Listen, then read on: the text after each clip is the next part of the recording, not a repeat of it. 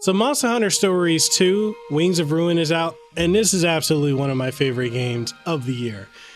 I'm shocked because I passed on the first game when it came to 3DS, and I'm completely regretting that. I'm trying to track down a copy of the first game on eBay, but this right here is one of my favorite games. In this review, we're going to dive in, and I'm going to tell you why. Let's get into it.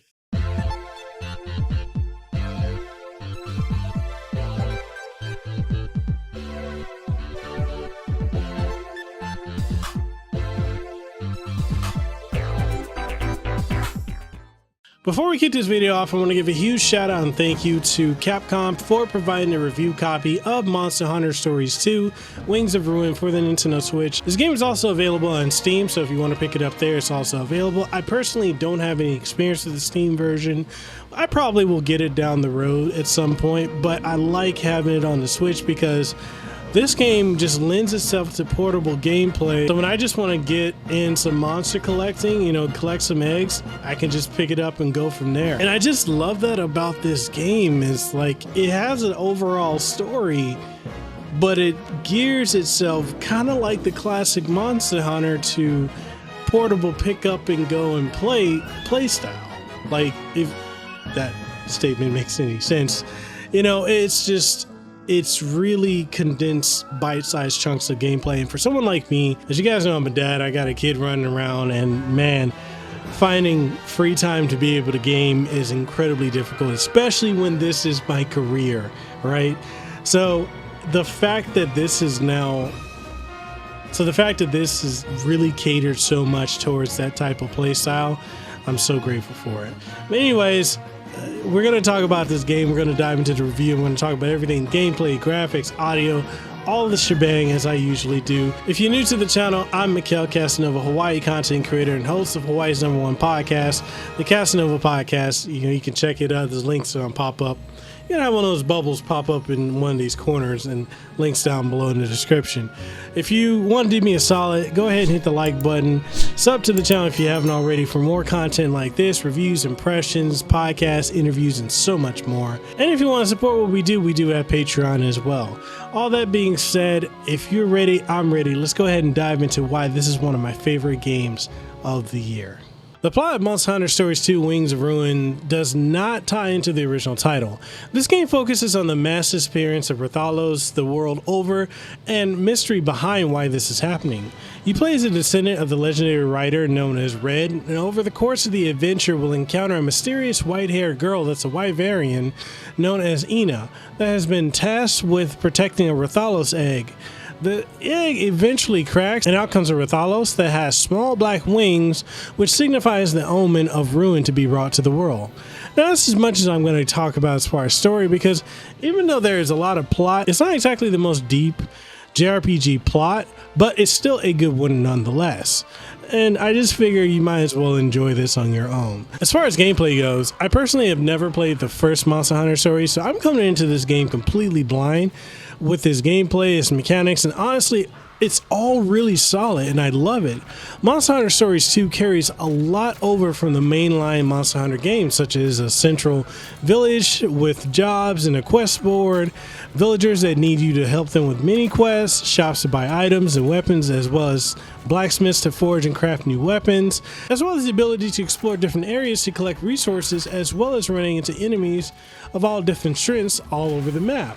Where this game differs is in how the combat plays out, with it being turn-based, similar to Breath of Fire instead of the traditional Monster Hunter formula action-adventure. You start the game off by creating a character and selecting their gender of being male or female, and then selecting details such as their hair color, skin tone, style, eyes, mouth, nose, and voice, and then naming them. Your character never speaks, just so you know, but they will grunt and yell, so whatever voice you pick is exactly what you're going to hear when they grunt and yell. When out in the field or in monster dens, you will see enemies roaming about the environments, and if you run into them, then you'll initiate battles. Depending on how you approach them and how they approach you, will initiate a battle, and approaching enemies face on will initiate a normal battle, whereas approaching enemies from behind will initiate a surprise surprise or preemptive attack, giving you a free turn for all your characters. Enemies can also approach you from behind and initiate a surprise attack on you, giving them a free turn on you, so be well aware of your surroundings to avoid those kinds of situations. The battle system plays out in standard turn-based affairs, with you selecting to either attack, use skills or abilities, use items, and flee battle. Where this game differs from the norm is in how the battle system utilizes its rock, paper, scissors mechanics and giving you the attack choice of using power, speed, and technique when deciding to attack your opponents. Power best technique, which best speed, which best power.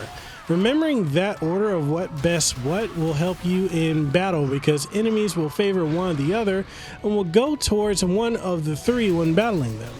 When selecting one of these attacks, you will sometimes see a cutscene play out where you and your enemy will rush towards one another, and depending on what you and the enemy selected will determine who ends up trumping the other, which will shift focus on the cutscene cut-in towards the rock, paper, scissors battle system.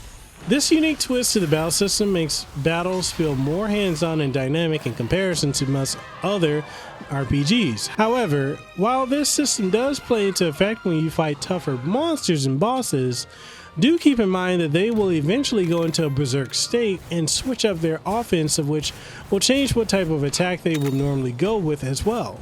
Say you beat down an enemy that normally uses speed, after a while they will go into an enraged state and temporarily switch to using power-based or technique-based attacks. Some enemies in this state will even grab objects such as boulders and more to buff up their defenses, which will cause you to switch strategies to focus on breaking the object in order to get back to beating on the baddie. Breaking these objects will yield materials that you can use to either forge new gear at the blacksmith or sell them to the various merchants abound, and even use them to craft items that you can use. During battle, if you and your Monty select the same attack, then you will see a quick cut-in of both your faces, and then you will see you both do a devastating dual attack. When you fill up the blue sphere to its maximum capacity, then you can mount your Monty by selecting Ride On. Then you have the option of selecting an ability to do massively damaging cinematic attack, which is similar to a limit break in a Final Fantasy game. If you and your battle buddy both have your blue spheres filled, then you will be able to do a combined attack, which is even more cinematic and damaging than the one with just you and your Monty. The crafting system allows you to use the materials you've gathered in the environment, such as mushrooms and bones and insect husks, to craft potions and more to help you during battle. Items such as waystones work in a similar fashion as they do in the mainline franchise, except here you can only use them during battle, and their function allows you to increase your crit percentage in order to have a greater chance of landing critical hits. Weapons no longer have durability meters, so you no longer have to worry about them being broken and losing their effectiveness. Since this is a monster taming style of game, you will be able to find monster eggs that have varying levels of rarity based on the weight and smell of them. It's effectively how you gain new monsters, and when you enter a monster den, you're able to find them usually situated in a nest with either a monster sleeping at the nest, or sometimes you'll find an unwashed nest of which you can go up to and press A to pick up various eggs. Although you can only take one egg, and there's an RNG of what type of egg you'll get and how many times you can pick up eggs. Sometimes you can get the eggs and just leave, while other times when you get the eggs and linger too long, then you will be chased by a monster until it catches you or you get far enough away. One of my favorite features of this game is the trials battles that you can compete in to win bronze, silver, or gold medals based on how quickly you beat the trial and or whatever the clear conditions are, such as taking no more than 5 turns to win a gold medal and the like. You'll gain various resources and materials that you can use for forging better equipment, along with gaining experience to level up. Speaking of leveling up, regardless of who is or isn't in the battle, after every battle, every companion gains equal experience, which I find to be a mechanic that needs to be in every JRPG, as it makes leveling up all your characters not a chore. Now, graphically speaking, your player-created character looks really good and is fully customizable when you start the game. The important NPCs also look good and creative looking. The monsters all look good and are toned down anime versions of their mainline counterparts. The villagers you meet are clearly inspired by Hawaiian and Polynesian culture, of which I love seeing my cultures represented in this game, from the Samoan Tongan style tattoos of some NPCs and the village chief Gara, all the way to the flowers in the ear and clothing of a lot of the other NPCs. It's truly awesome to see. Now, if you compare this to the original Monster Hunter stories in the older Monster Hunter games, pre-World, then this game will look really good. Compared to World, Rise, and generally most games on the Switch, it will look very underwhelming. At times it looks really amazing, and at other times it effectively looks like a 3DS game, if not a Vita game, with low details in the characters and environments, especially on the Switch with texture pop-in and textures and NPCs disappearing based on your proximity to them. This doesn't fully bother me because of the game's art style, which I find works perfectly for it. It does make me think that the game was potentially in development for the 3DS originally, and I've not played on PC, so I'm not sure if it looks better on that platform. Now, speaking of audio, the game has an incredibly whimsical fantasy-style OST that mixes in the melodic style of tune you find in Breath of Fire, while incorporating Monster Hunter songs and sounds such as the victory theme when you complete a quest. The voice acting is top-notch and everyone is delivering their lines perfectly well. My absolute favorite voice in this game is Chief Gara, and how he comes across as commanding and serious and yet is compassionate and collected. Now, the main downside I can see with this game is how non-Monster Hunter fans can find this to be a bit repetitive.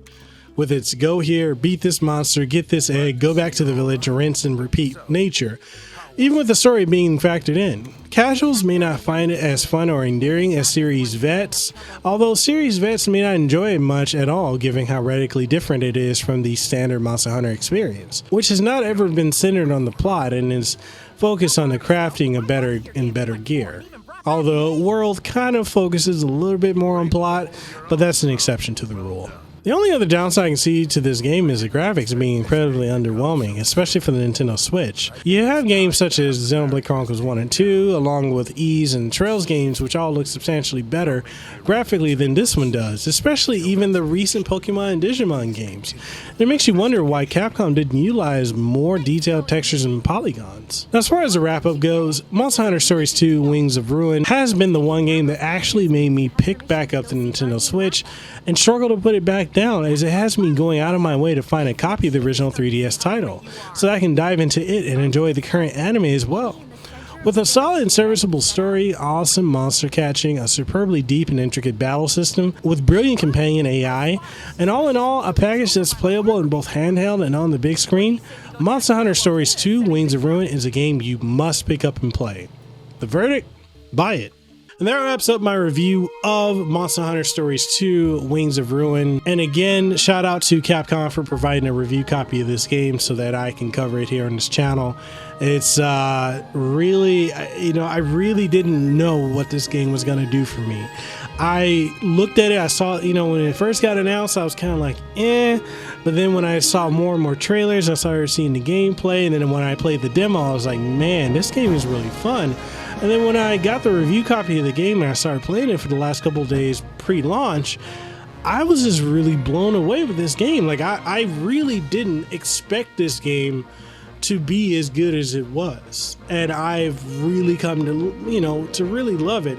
Yeah, it's got the, the shortcomings of the graphics not being the best thing out there, and, many other things that you could probably nitpick at. But all in all, as an experience overall, it's a really good game. Like, it's really not even a good game, it's a great game, and I think it's one you would really enjoy. But that's my opinion. What do you guys think? Did you like Monster Hunter Stories 2 Wings of Ruin?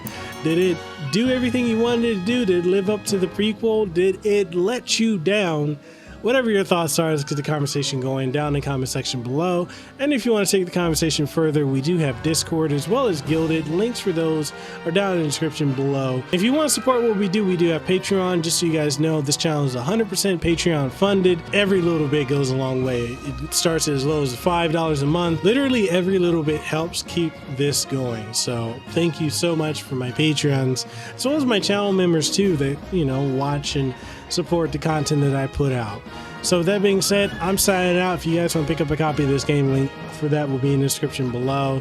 And I hope you guys have a great aloha rest of your day. So deuces wow, too sweet, be the elite. And I'll see you on the next one.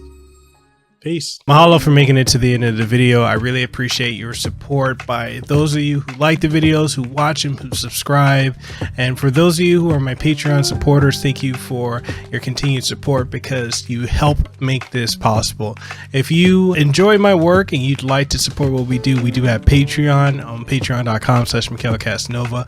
We also have Coffee as well as Subscribestar. So there's various methods if you want to support the work that we do here.